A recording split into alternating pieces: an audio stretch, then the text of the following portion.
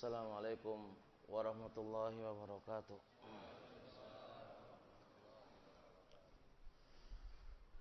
Innal hamdalillah nahmaduhu ta'ala wa nasta'inuhu wa nastaghfiruh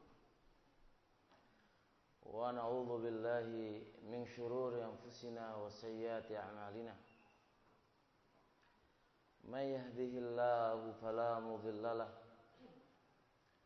wa may yudlil fala hadiyalah. Asyhadu an la ilaha illallah wahdahu la syarikalah wa asyhadu anna Muhammadan abduhu wa rasuluh. Amma ba'd, fa inna asdaqal hadisi kitabullah wa khairal huda hudan nabiyyi alaihi salatu wassalam wa syarrul umuri muhdatsatuha fa inna kulla muhdatsatin bid'ah fa inna kulla bid'atin dhalalah wa kulla dhalalatin finnar. Jamaah salat subuh yang mudah-mudahan Allah merahmati kita semuanya. Ketahuilah bahwasanya surga tazayyanat lil khuttabi, bahwasanya surganya Allah Subhanahu wa taala sudah berhias diri menunggu para peminang yang akan datang kepadanya. Fa'idu lil mahri, tinggal hamba mempersiapkan diri untuk mencari maharnya. Al-Imam Ibnu Qayyim rahimahullahu taala mengibaratkan surga itu sebagai para wanita sudah menghias diri, sudah mempersiapkan dirinya menunggu para peminang yang akan meminangnya. Tinggal kita semuanya membutuhkan mahar. Wa ta'arraf ilallahi bi asma'ihi wa sifatihi, dan membutuhkan kita mengenal kepada Allah Subhanahu wa taala, mengenali Allah Subhanahu wa taala, mendekat kepada Allah Subhanahu wa taala dengan nama dan sifat, dengan mempelajari nama dan sifat-sifatnya. Jamaah salat subuh yang mudah-mudahan diberkahi oleh Allah Subhanahu wa taala. Tinggal kita fafirru ilallah. Bersegeralah kalian semuanya mendekat kepada Allah Subhanahu wa taala dengan cara mempelajari ilmu syar'i yang diambil dari kitabillah wa sunnati Rasulillah sallallahu alaihi wa ala alihi wasallam. Maka dengannya kita bisa menjalankan perintah-perintah Allah, dan dengannya pula kita bisa menjauhi larang-larangannya Allah Subhanahu wa taala. Jamaah yang mudah-mudahan dirahmati oleh Allah Subhanahu wa taala, tema ini kalau kita renungkan amat bermanfaat sekali, dan mudah-mudahan Allah Subhanahu wa taala memberikan taufik kepada kita semuanya untuk bisa memahaminya dan bisa mengamalinya dan bisa mengamalkannya. Perhatikan judulnya, saya ingin sesuatu tapi Allah berkehendak lain. Berapa banyak kita memiliki cita-cita, keinginan, dan berapa banyak keinginan kita sampaikan kepada Allah Subhanahu wa taala. Pingin ini, pingin itu, pingin ini, pingin itu, pingin ini, pingin itu. Cuma Allah Subhanahu wa taala berkehendak lain. Sikap seorang muslim ketika menghadapi Allah berkehendak lain ini bagaimana? Inilah yang harus kita pelajari. Inilah yang harus kita pahami. Atau kita menyalahkan Allah Subhanahu wa taala, atau kita menyalahkan diri kita sendiri, atau kita pasrah dengan keputusan Allah Subhanahu wa taala yang Allah telah berikan kepada kita. Inilah yang harus kita perhatikan selalu. Sebelum kita masuk pada tema ini,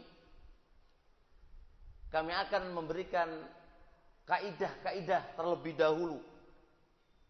Sehingga dengan kaidah-kaidah ini kita akan masuk dalam pembahasan kita. Pembahasan yang pertama, bahwasanya keputusan Allah Subhanahu wa taala dairun baina adlihi wa ihsanihi wa rahmatihi. Bahwasanya keputusan Allah Subhanahu wa taala sepahit apapun itu berputar antara keadilan Allah Subhanahu wa taala dan antara kebaikannya dan antara kasih sayangnya. Bahkan sebagian ulama yang lain mengungkapkan dengan bahasa bahwasanya keputusan Allah Subhanahu wa taala itu berputar di antara kasih sayangnya Allah dan di atas dan di antara kebaikan-kebaikannya Allah. Kata-kata ini singkat tapi dalam maksudnya. Kata bahasa Jawa jero artinya, gitu kan? Dalam sekali artinya. Pertama yang harus kita singgung, keputusan Allah itu berputar di antara keadilannya. Berarti kalau keputusan Allah itu tidak kita sukai atau pahit rasanya, pahami, itu berarti bisa jadi itu keadilannya Allah. Dan bisa jadi itu kasih sayangnya Allah kepada kita. Keadilan berarti itu sebabnya maksiat kita kepada Allah, Allah berikan yang demikian ini. Atau itu bukan sebab maksiat kita, tapi itu adalah sebab kasih sayangnya Allah kepada kita, sehingga Allah menguji dan memberikan sesuatu yang tidak kita inginkan. Itu kalau nggak kita sukai.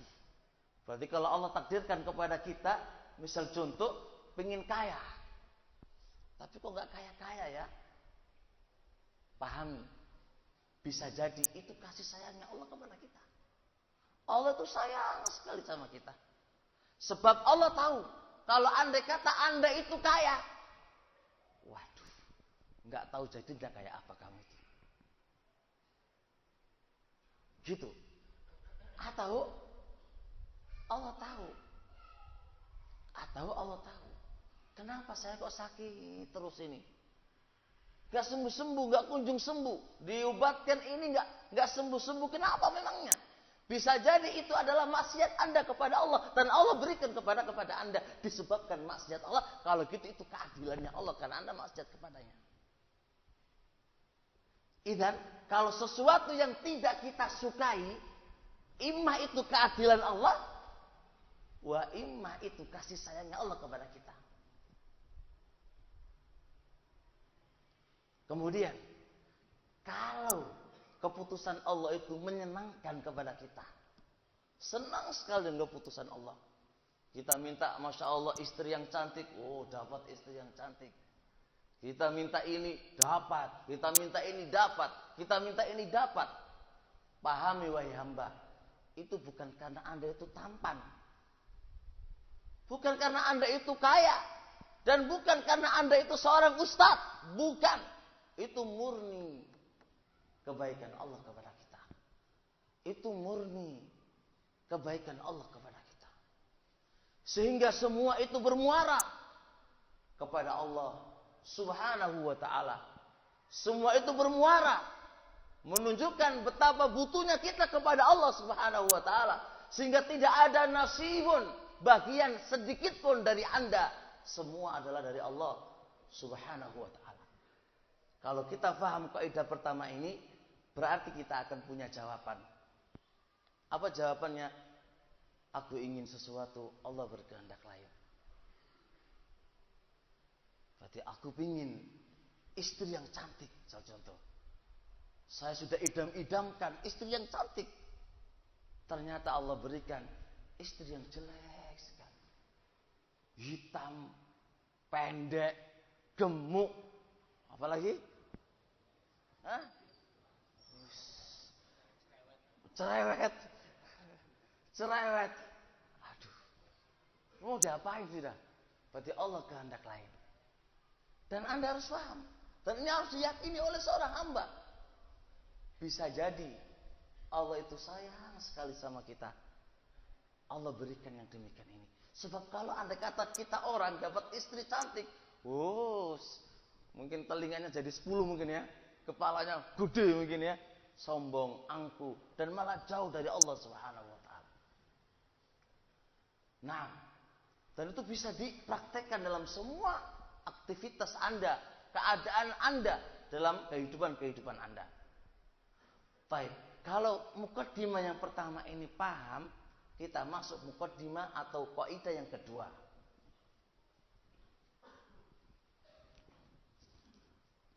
Allah Subhanahu wa taala memiliki sifat satu, hakimun. Hakim adalah Allah itu maha bijaksana. Dua, Allah Subhanahu wa taala memiliki sifat alimun, nama alimun, maha mengetahui. Namanya Allah hakimun, maha bijaksana, sifatnya Allah bijaksana. Allah memiliki nama alimun, maha mengetahui. Sifatnya adalah ilmun, punya ilmu. Ketiga, Allah Subhanahu wa taala punya nama qadirun, maha mampu, maha memiliki, maha qadir, dan sifatnya adalah memiliki kemampuan. Kalau kita paham tiga nama ini, kita akan punya jawaban terhadap masalah kita. Apa itu? Pertama, Allah Subhanahu wa taala namanya Hakim. Allah itu maha bijaksana. Fama huwa bijaksana? Apa itu bijaksana? Wad'u syai' fi mawdi'ihi. Meletakkan sesuatu itu pada tempatnya. Berarti kalau andai kata Allah Subhanahu wa taala takdirkan punya istri yang julek tadi, kira-kira antum percaya enggak Allah itu memiliki nama Hakim? Allah sifatnya bijaksana. Kalau Anda percaya berarti apa? Oh iya ya, Allah itu tahu. Ini memang tempatnya. Memang ini tempatnya. Allah itu enggak zalim. Innallah, Allah itu enggak zalim. Allah enggak zalim. Kalau Allah itu enggak zalim, berarti apa? Berarti benar dong. Pas untuk saya. Oh, yang lain kok ganteng-ganteng ya. Awak dhewe kok elek pol ya. Ini kan di mukoronakan. Lihat ganteng, B ganteng, C ganteng. Lah kok elek sendiri ya. Pesek dan yang lainnya. Oh iya ya. Allah itu maha, namanya Hakim. Berarti sifatnya Allah bijaksana. Oh, berarti ini pas untuk Allah. Pas untuk saya. Yang Allah berikan kepada saya itu pas. Allah enggak zalim. Allah enggak zalim. Kalau andai kata kita bisnis kok bangkrut terus, ini bangkrut, ini bangkrut. Ya sudah, pahami Allah itu namanya Al-Hakim. Sifatnya hikmah, berarti pas. Kedua, Allah Subhanahu wa taala memiliki nama Al-Alim, maha mengetahui. Memiliki sifat ilmu, berarti keputusan yang Allah berikan kepada kita itu bukan karena kebodohan. Bukan karena Allah nggak tahu. Allah itu tahu. Allah itu tahu. Allah nggak bodoh. Allah nggak tahu. Allah nggak bodoh. Berarti keputusan yang Allah telah berikan kepada kita, walaupun menyelisih apa yang kita inginkan, berarti Allah itu nggak bodoh. Di atas ilmu. Allah ngerti berarti itu.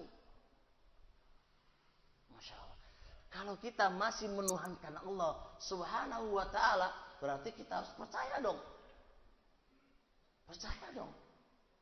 Nah, yang nomor 3, kalau Allah Subhanahu wa ta'ala memiliki nama Al-Qadir dan sifatnya adalah qudrah, kemampuan, Allah itu maha mampu. Berarti apa yang harus dilakukan? Yo pasrah wae. Wong Allah maha mampu. Mau nolak, nggak bisa.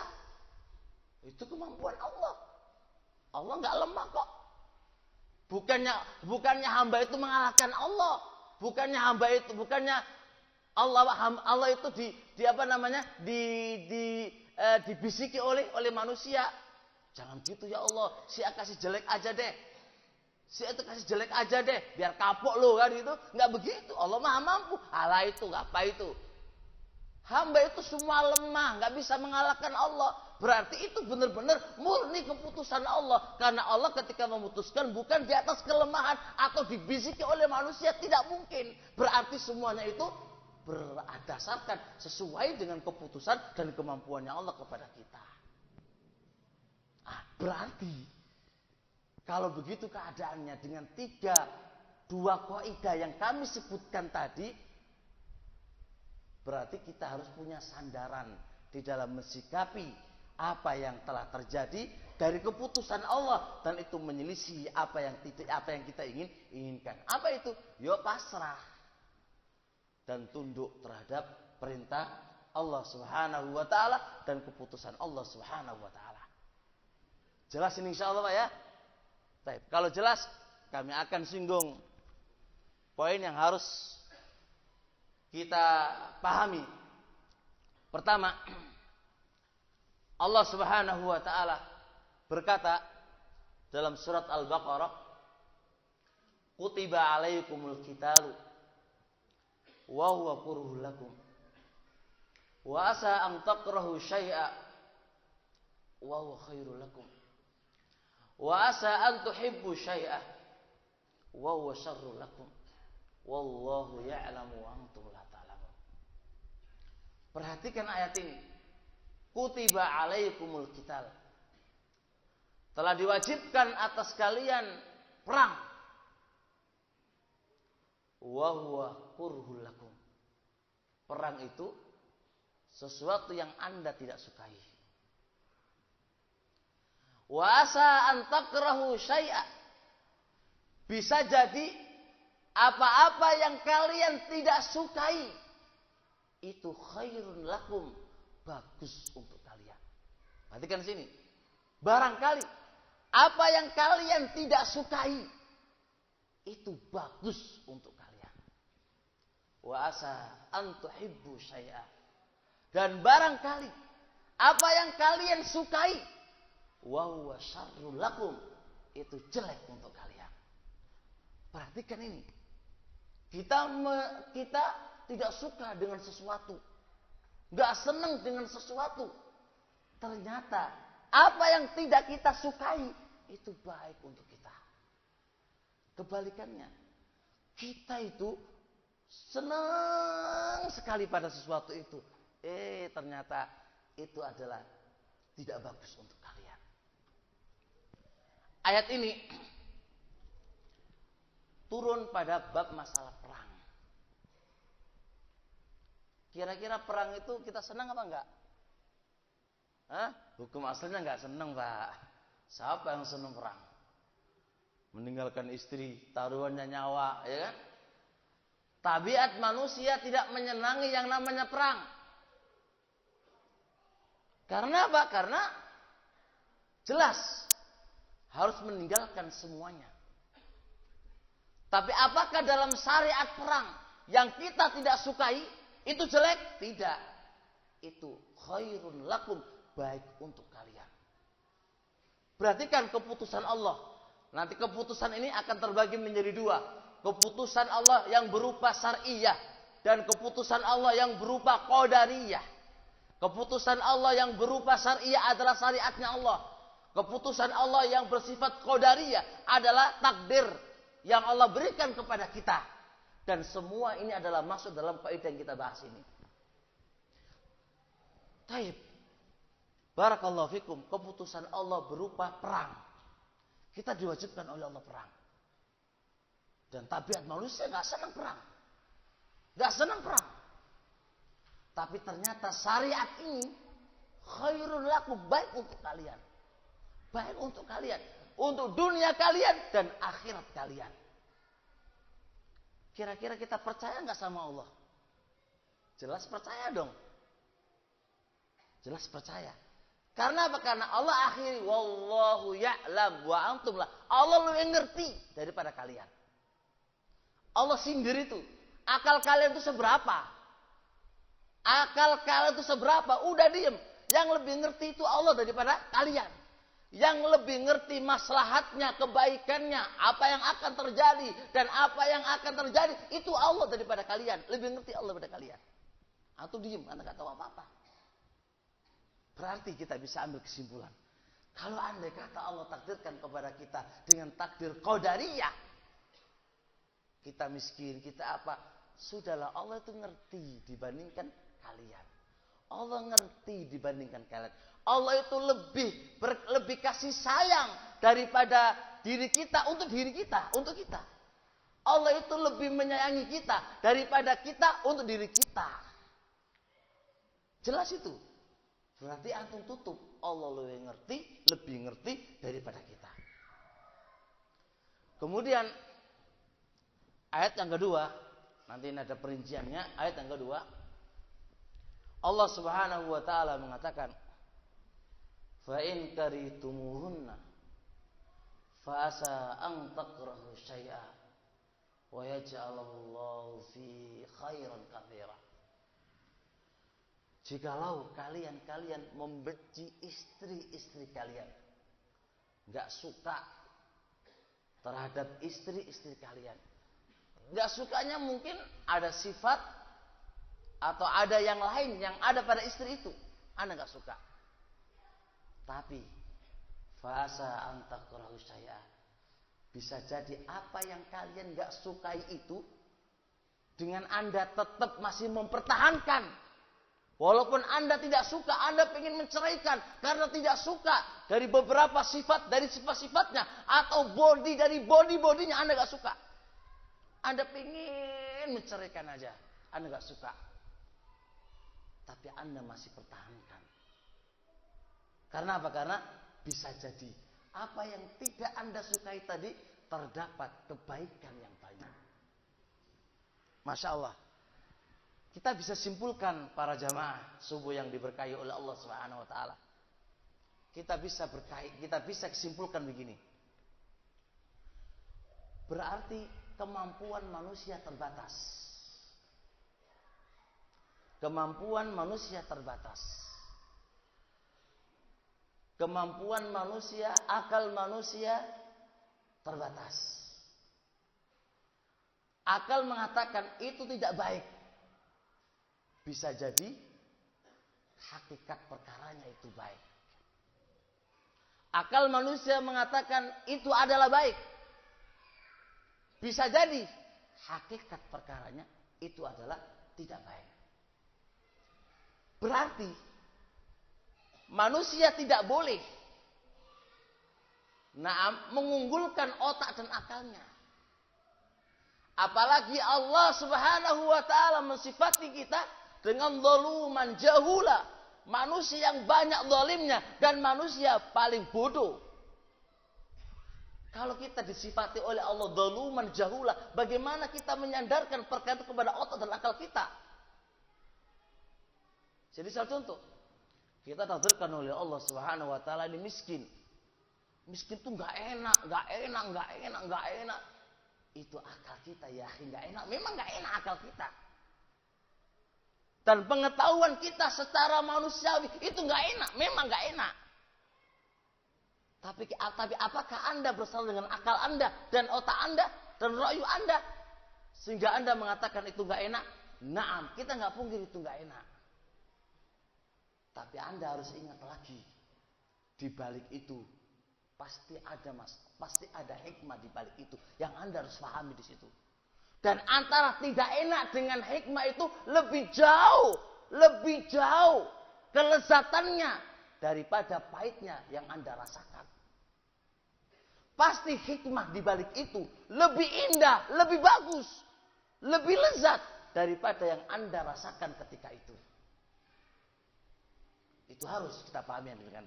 Jadi jangan tolak ukur kita akal. Jangan tolak ukur kita adalah pemahaman kita, ra'yu kita. Hancur semuanya perkaranya nanti. Sehingga nanti akan ada berkeluh kesah. Sehingga Anda akan berkeluh kesah. Sehingga Anda akan sedih dengan keadaan yang menimpa kepada Anda. Karena Anda sadarkan kepada akal Anda dan rayu Anda yang terbatas tadi. Anda akan sedih, ya Allah. Terus mikir. Setruk Pak ya. Setruk setelah itu. Kenapa saya miskin terus? Mikir lagi. Kenapa saya dapat istri jelek? Mikir lagi. Kenapa saya kok bodoh terus gini? Mikir lagi. Terus mikir. Dengan akal dia yang pendek tadi. Kenapa saya kok sakit terus ini? Dingin sakit terus. Mikir itu aja. Hari-harinya mikir itu aja. Ya akhi barakallahu fikum. Itu akal Anda. Perhatikan hikmah di balik itu. Nah. Kemudian seterusnya. Perhatikan terkait dengan keadaan masalah bab menikah. Mungkin kita sebelum menikah, kita seorang pemuda ganteng, gelarnya ustadz, syekh, doktor, orang kaya lagi kan, mendambakan, menginginkan wanita masya Allah dan masya Allah. Ternyata takdirnya Allah lain. Kita nggak suka dengan gemuknya dia, gemuk poli. Sehingga Anda ingin mentalaknya. Kemudian Anda taruhlah Anda talak. Nikah lagi. Takdirnya Allah lain lagi. Terus begitu, maunya jadi apa terusan? Main talak-talakan? Atau hidup kayak begitu terus seterusnya? Ya akhi pahami. Kalau begitu keadaannya, bisa jadi di balik Anda mendapatkan itu adalah khairun wa yaj'alallahu fi khairan katsira. Allah mengatakan khairun katsira. Allah jadikan di balik itu banyak kebaikan. Bersabarlah. Dan pasrahkanlah diri Anda kepada Allah Subhanahu wa taala. Terimalah keputusan yang Allah telah berikan kepadanya. Karena di balik itu wa yaj'alallahu fi khairan katsira. Allah jadikan di balik itu banyak kebaikan yang harus Anda pahami. Nah, kemudian Al-Imam Ibnu Qayyim rahimahullahu taala ngasih gambaran logika, gambaran akal. Barangkali dengan gambaran akal ini kita bisa lebih paham bagaimana kasih sayangnya Allah kepada kita. Allah memutuskan sesuatu yang pahit rasanya, tapi di balik itu Allah memiliki tujuan yang lain. Ada seorang bapak dengan anak. Bapak ini Masya Allah sayang sekali dengan anaknya. Ternyata dalam suatu kasus penyakit, anak ini mau nggak mau harus dipotong kakinya. Coba perhatikan di sini. Apakah tega seorang ayah menyuruh dokter ngoperasi motong kakinya? Nggak akan tega, Pak. Nggak akan tega. Seorang anak ketika dipotong kakinya, pahit apa nggak pahit? Pahit. Apakah seorang anak akan mengatakan, wahai bapakku, kenapa kau potong kakiku? Kenapa Anda zalim kepada anakmu? Kenapa Anda jahat sekali kepada anakmu? Gak mungkin anak akan ngomong begitu kan? Gak mungkin. Anak akan mengatakan, dan anak akan paham, oh iya ya. Kalau saya tidak dipotong kaki saya, pasti ajalku sudah melayang. Berarti keputusan bapak, walaupun itu pahit rasanya, tidak ada lain kecuali karena kasih sayangnya bapak kepada aku. Walaupun itu pahit rasanya. Karena bagaimana ini kaki saya dipotong, saya nggak bisa berjalan, ini dipotong. Tapi keputusan bapak kepada saya tidak ada lain kecuali karena kasih sayangnya bapak kepada kita. Bapak nggak mungkin pingin anaknya meninggal, biarkan bagaimanapun keadaannya, biar hidup. Itu antara bapak dengan anak. Coba perhatikan bagaimana dengan Allah Subhanahu Wa Taala kepada kita. Allah itu Masya Allah lebih menyayangi kita, lebih menyayangi kepada kita daripada kita kepada diri kita. Tidak ada lain kecuali itu. Berarti itu keputusan Allah yang harus kita pahami. Dan itu dalam rangka kasih sayangnya Allah kepada kita. Dengan contoh seorang bapak kepada anaknya. Contoh lagi. Anaknya ini gak mau minum pil obat yang pahit sekali. Ya kan? Lagi sakit Pak ya. Lagi sakit. Gak mau minum obat itu pahit. Kira-kira bapaknya gimana caranya? Dipaksa kan? Dibuka mulutnya dengan paksa, dijeli Pak ya, dijejelkan itu kan, bahasa Jawa nih, dijejelkan itu ke mulutnya. Apakah bapak itu jaga kepada anaknya? Enggak ada yang bilang begitu Pak. Walaupun itu rasanya pahit, tapi perbuatan itu dilakukan oleh seorang bapak untuk anaknya. Tidak ada lain kecuali karena apa? Kasih sayangnya seorang bapak kepada anaknya. Kalau kita paham ini kenapa? Kalau itu keputusan Allah Subhanahu wa taala kepada kita, kita kok ingin menentang Allah seperti kita nggak sabar dan kita berburuk sangka kepada Allah Subhanahu wa taala. Nah. Kemudian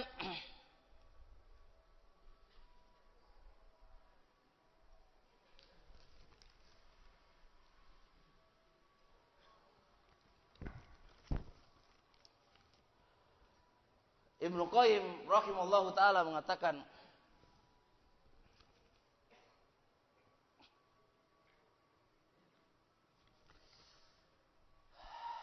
wa mata dhafara al-'abdu bi hadhihi al-ma'rifati sakana fid dunya qabla al-akhirah. Kapan saja seorang hamba bisa menghasilkan pemahaman tadi, bisa paham dengan pemahaman tadi, sakana fid dunya, pasti dia akan tenang dalam kehidupannya, nyantai dalam kehidupannya, nyantai, apapun yang terjadi nyantai.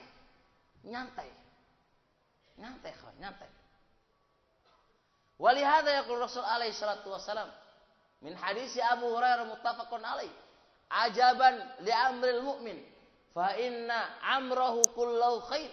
Amat mengherankan perkaranya seorang mukmin. Fa inna amrahu kullahu khair. Maka semua perkaranya adalah kebaikan. Fa in asabahu sarra'u syakara.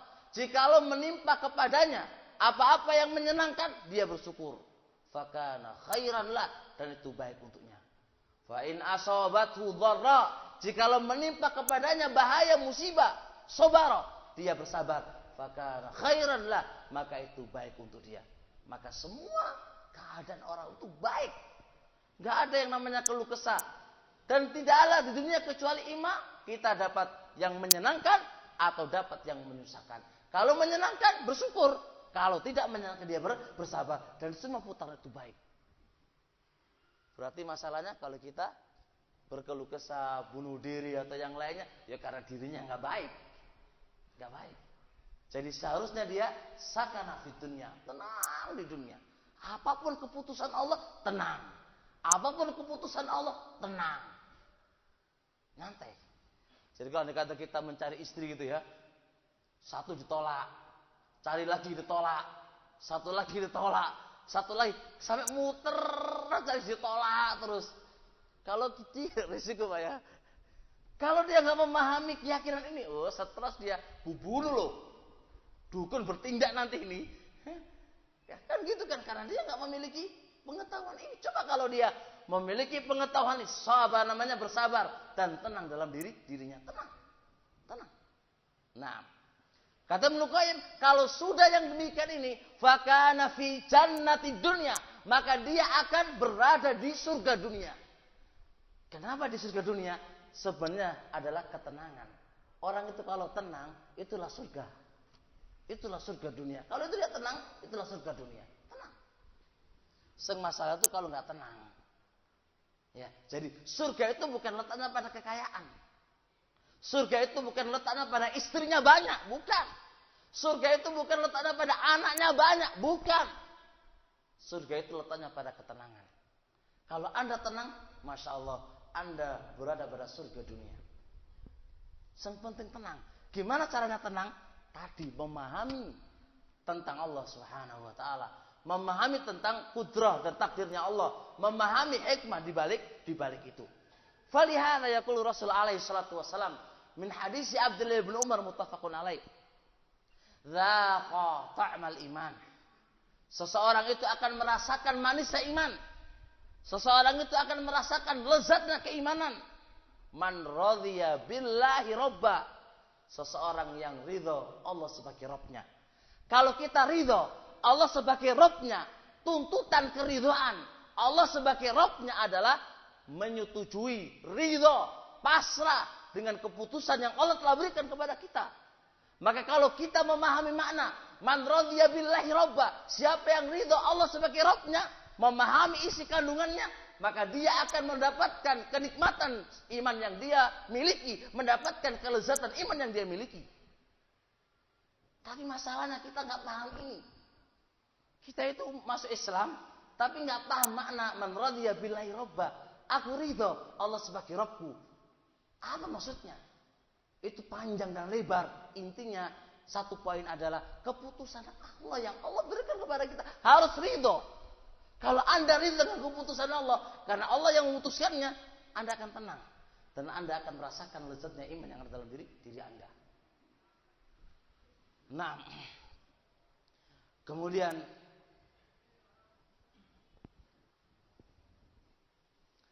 farridho jannatud dunya wa mustarahul arifin. Maka ridho terhadap keputusan Allah itu adalah surganya dunia dan tempat istirahatnya orang-orang ahli ibadah. Perhatikan ini, tempat istirahatnya orang-orang yang ahli ibadah. Kalau orang ahli ibadah itu wah nyantai malahan. Alhamdulillah. Istirahat, tempat istirahatnya, tempat ketenangannya. Ridho tempat ketenangan. Jadi kalau kita diberi oleh Allah, istri kita meninggal, anak kita meninggal, kalau ahli ibadah ridho saja selesai sudah. Kalau kita muter dulu ke pantai, ke gunung, ya jalan-jalan, itu kita. Itu bukan sifatnya ahli ibadah. Kalau andai kata takdir Allah yang pahit menimpa kepada kita, bukan jalan-jalan cara mainnya. Bukan kemana-mana, menghabiskan waktu, menghabiskan uang, stres, dengan menghabiskan, itu bukan tarikonya ahli ibadah. Tarikonya orang ahli ibadah ridho. Ketenangan akan datang kepada dirinya, ridho. Ketenangan akan datang kepada dirinya. Nah kalau kita enggak, wah tinggal ceweknya lari kemana-mana kan. Stres, minum obat, minum ini kek, muter urusannya sendiri, ya sampai nggak habis-habis ujungnya. Taib ya, barakallahu fikum. Taib, sekarang kita soal, ketika antum jalan-jalan ke pantai dan melihat orang ramai di khayalat ramai dan itu bikin anda tertawa, selesai tertawa apa nggak mikir lagi? Selesai dari pantai kemudian anda pulang nggak mikir lagi? Sama aja mikir lagi. Sama saja itu hanya ada itu penyegaran sementara saja. Itu penyegaran sementara saja. Dan itu bukan penyembuhan.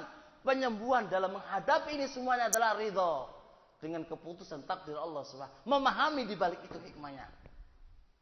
Memahami di balik itu adalah hikmahnya. Taib. Sudah 7 jam, Pak? Sudah. Berapa? 15 menit lagi. Kami cukupkan di sini.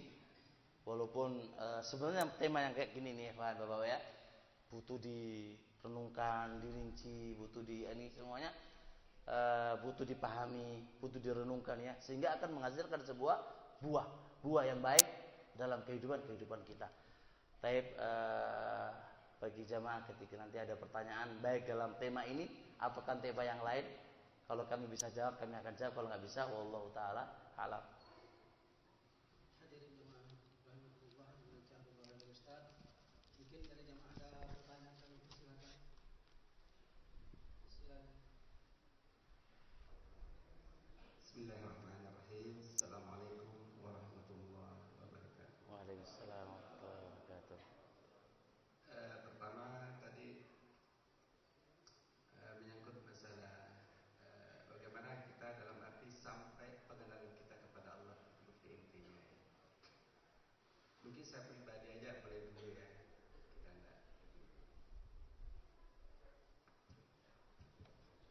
Saya pribadi itu sifatnya mungkin hanya mengenal, kalau saya melafazkan siapa Allah itu, ya saya kenal Allah, kenal.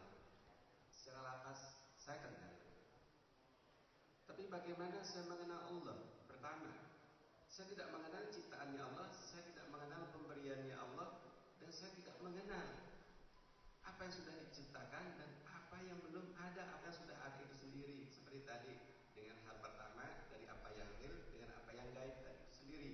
Kadang-kadang kita hanya mengenal realnya saja, tapi gaibnya belum kita bisa masuk ke arah sana.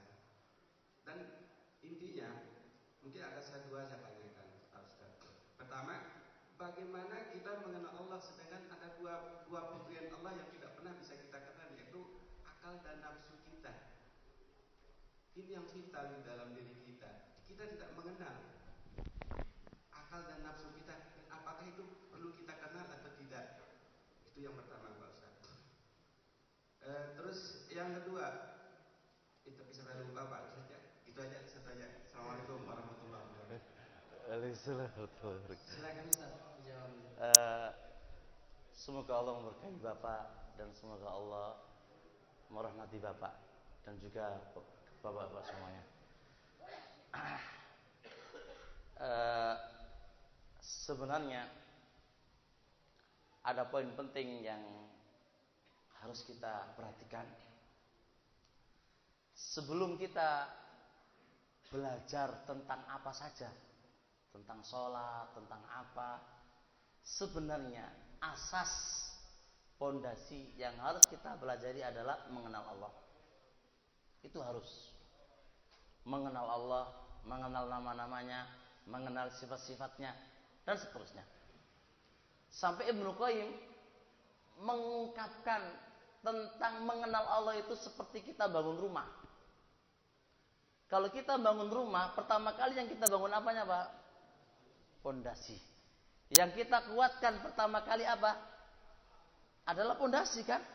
Nah, Ibnu Qayyim menjelaskan pondasinya rumah itu adalah pengenalan kita kepada Allah Subhanahu wa taala. Tapi sayang, banyak dari kaum muslimin tidak mengenal Allah Subhanahu wa taala. Mengenal nama-namanya. Allah punya nama, Allah punya sifat. Sifatnya Allah, tuntutannya apa? Nah, menuntut apa? Allah memiliki kata, kita nggak mengenal. Ini sebenarnya harus kita pelajari dan ada kitab khusus bahas masalah ini. Ini panjang. Pertanyaan yang kedua tentang akal dan antara apa? Nafsu. Ini ciptaan Allah. Boleh nggak kita mengenalinya? Kita jawab, kenapa tidak boleh? Karena dalam prinsip Ahlus Sunnah wal Jamaah mengenalkan kepada kita tentang akal. Akal adalah sesuatu yang Allah Subhanahu wa taala berikan kemampuan untuk bisa berpikir. Itu pun lewat hati. Hati menyalurkan ke akal dan akal ini bisa berpikir, dan pemikiran yang telah dimunculkan oleh akal ini lewat hati ini tidak ada lain kecuali dia harus tunduk dengan syariatnya Allah Subhanahu wa taala. Itu prinsip Ahlus Sunnah. Berbeda dengan prinsip Ahlul Kalam, orang-orang yang mengedepankan akal daripada syariat, maka dia akan mengatakan bahwasanya akal adalah penentu segala-galanya. Kalau sesuatu yang menyelisih akal maka itu adalah enggak benar. Nah, walaupun Quran dan Sunnah menetapkannya. Maka ini adalah orang-orang aqlaniyun, orang-orang yang menetapkan akal. Ada lagi pemikir yang mengatakan bahwasanya akal itu nggak usah dipakai sama sekali. Akal itu nggak usah dipakai, yang dia pakai adalah syariat. Fal jawab, maka Ahlus Sunnah wal Jamaah tengah-tengah di antara dua pemikiran ini. Allah Subhanahu wa taala memberikan akal kepada kita untuk berpikir. Allah Subhanahu wa taala memberikan akal untuk bisa membedakan antara hak dengan batil, tapi ini semuanya nggak lepas dari apa? Tuntunan syariat. Kemudian Allah Subhanahu wa taala juga mengenalkan kepada kita tentang masalah nafsu. Nafsu ditinjau ada tiga nafsu. Ada nafsu yang baik, nafsu yang sakit, ada nafsu yang jahat. Semuanya dikenalkan oleh Allah Subhanahu wa taala kepada kita. Innan nafsa la'ammaratun bisu. Nafsu senantiasa memerintah kepada kejelekan, gitu kan? Semuanya itu dikenalkan oleh Allah Subhanahu wa taala dan kaitannya Kama yaqul Rasul alaihi salatu wasallam, la yu'minu ahadukum hatta yakuna hawa taban lima jitu bi. Seorang jika dikatakan beriman kepada Allah sehingga hawa nafsunya mengikuti kepada apa yang Allah telah perintahkan kepadanya. Itu juga pengenalan. Bahwasanya bagaimana itu nafsu.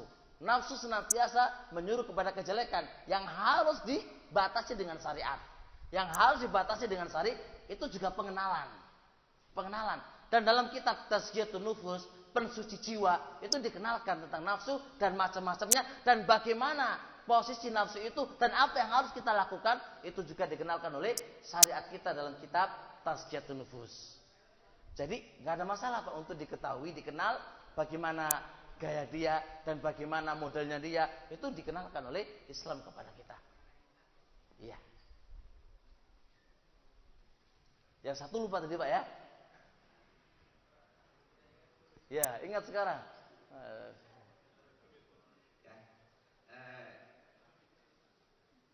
Pernah saya baca dalam satu hadis.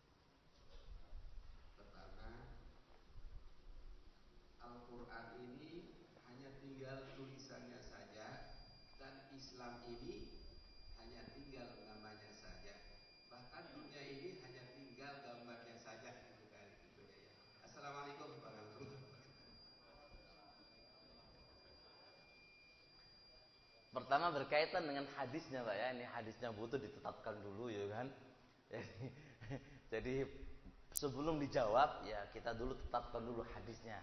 Hadisnya sahih atau enggak. Atau jeneng ingat tuh hadis Pak. Hadis ingat. Nah, ingat riwayatnya siapa ini? Lupa itu yang Oh pernah baca ya, ini butuh diteliti dulu. Jadi tentang masalah hadisianya sahih atau enggak sahih, itu andai kata itu hadis ya, itu andai kata hadis. Cuma ada bermirip-mirip dengan itu, cuma ya terkait dengan dunia ini adalah gambarannya semua. Yang penting ini butuh penetapan hadisnya dulu, karena saya juga belum tahu hadisnya ini. Jadi tetapkan dulu hadisnya. Kalau andai kata itu hadis sahih atau enggak sahih, baru ada penjabarannya. Nah,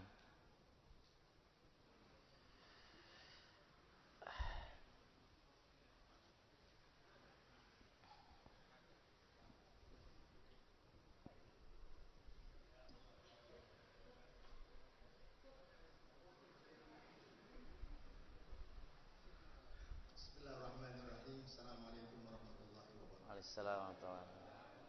Ini tidak ada kaitannya dengan tema Ustaz pagi ini, tapi ada hubungannya dengan Ustaz. Kemarin pada waktu khutbah Jumat, ini saya meneruskan Pak, ada yang SMS masuk ke HP saya, yaitu tentang khutbah Jumat Ustaz kemarin di masjid ini.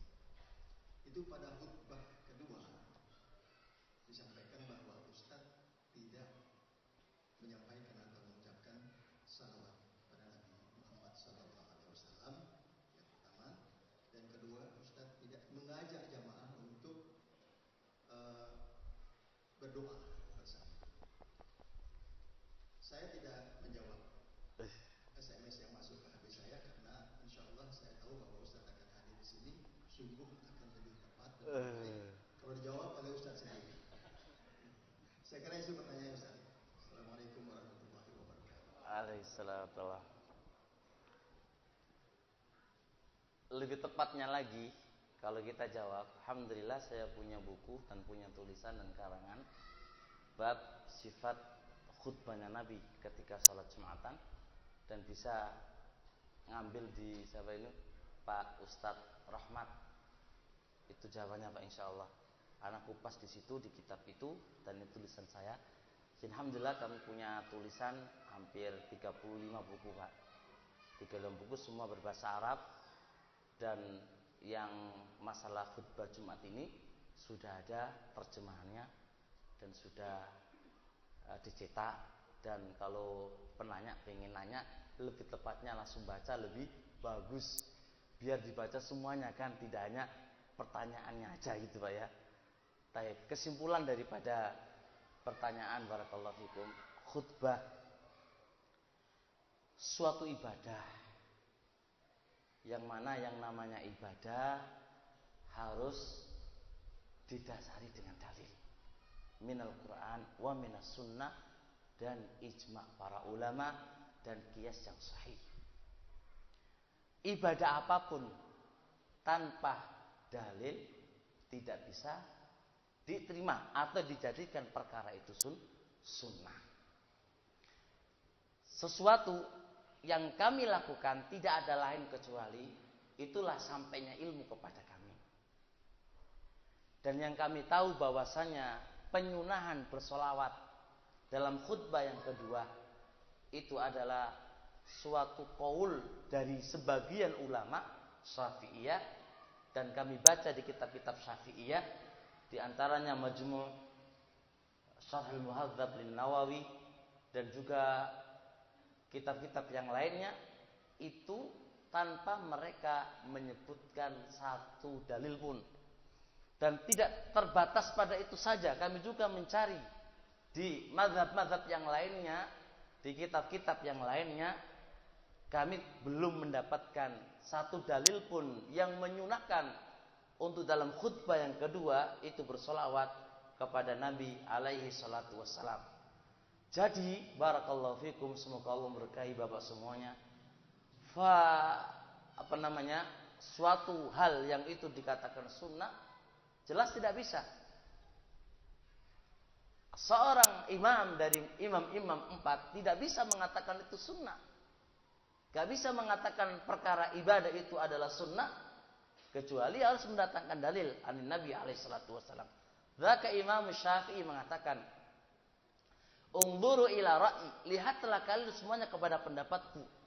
Wa in wafaqas sunnah, jikalau pendapatku itu mencocoki sunnah, khud ambil.